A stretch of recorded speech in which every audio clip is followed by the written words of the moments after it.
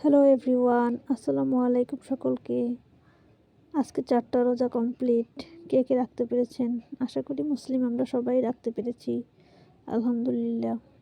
রমজান মাসে আমি আসলে বড় ধরনের কোনো মাছ সেরকম খেতে পারি না, ভালোও লাগে না আসলে।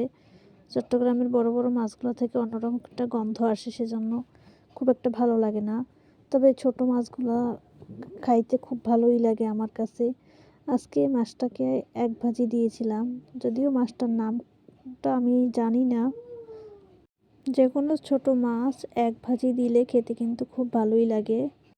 আর এক ভাজিটা আসলে সবাই চিনে কিনা জানিও না। সমস্ত মশলাগুলো একসাথে ভালো করে মেখে তারপর মাছটার সাথে মিলিয়ে নেওয়ার পরে তেলের উপরে ছেড়ে দিলেই হয়ে যাবে। আর আজকে মাছের মধ্যে আমি কয়েক টুকরো পেঁপে লম্বা লম্বা করে কেটে সামান্য দিয়ে রেখেছিলাম। খেতে কিন্তু খুব ভালোই লেগেছিল। আল্লাহ হাফেজ সকলকে।